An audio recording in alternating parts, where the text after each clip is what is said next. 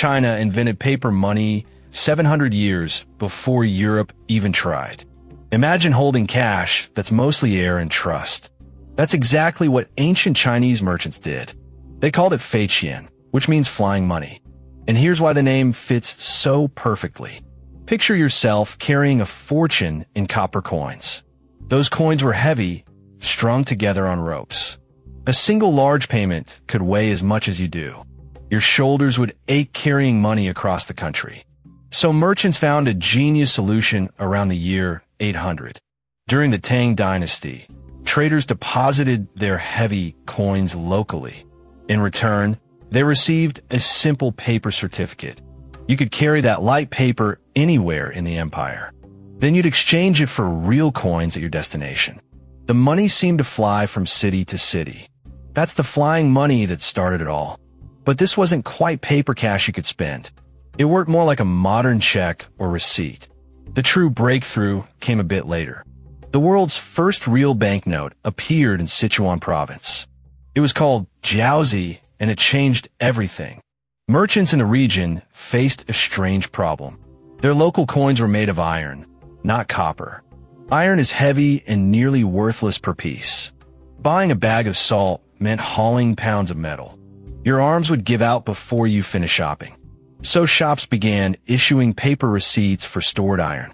These receipts could be traded like actual money. People trusted them, and soon everyone accepted them. By the year 1023, the government took over. They created the first official government paper currency. Think about that for a second. 1,000 years ago, someone spent a printed banknote. Meanwhile, Europe was still lugging heavy metal coins. Europeans wouldn't print banknotes until the 1600s. That's a 600-year head start. The Song Dynasty printed these notes with real care. They used multiple colored inks to stop forgers. You'd see intricate pictures of houses and people. Some notes carried warnings against counterfeiting right on them. Fake a note, and you could lose your head. The threat was printed for everyone to read. And forgery was a very real danger. Because paper money creates a tempting new problem. You can print more of it whenever you want. That's a power no coin ever gave rulers. So governments eventually printed too much of it. Sound familiar? It's the same inflation you feel today. When too much money chases too few goods, prices soar.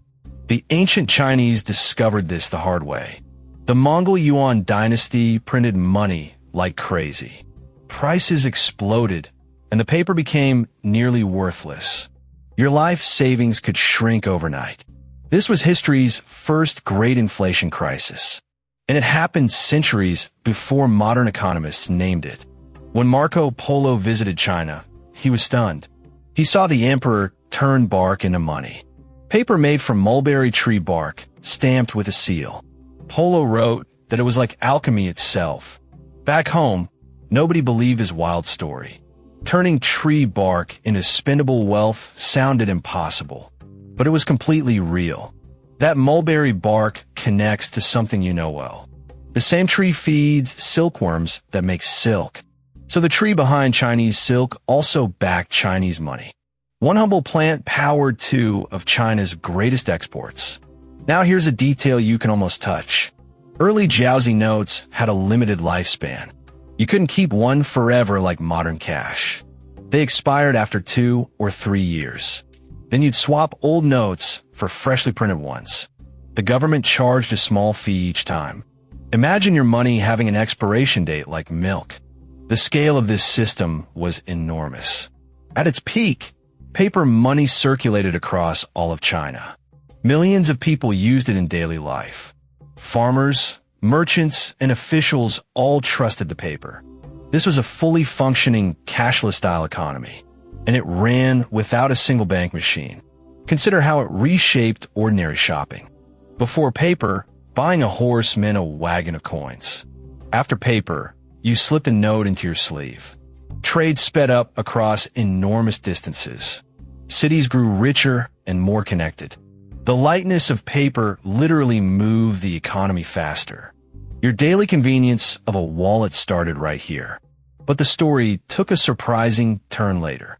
After the inflation disasters, China actually gave up. The Ming Dynasty slowly abandoned paper money. They returned to silver and coins for centuries. Imagine inventing something brilliant, then walking away. China pioneered paper cash, then set it aside. Europe would pick up the idea much later. And when Europeans finally printed notes, they thrived. The invention China created abroad became a global standard. Every banknote in your wallet traces back to this. That crumpled bill in your pocket has ancient roots. It began with tired merchants and heavy iron coins. It began with a clever paper promise. Next time you tap a card or hand over cash, remember, you're using an idea over 1,000 years old. An idea born from aching shoulders and heavy metal. The Chinese didn't just want money. They wanted money that could fly.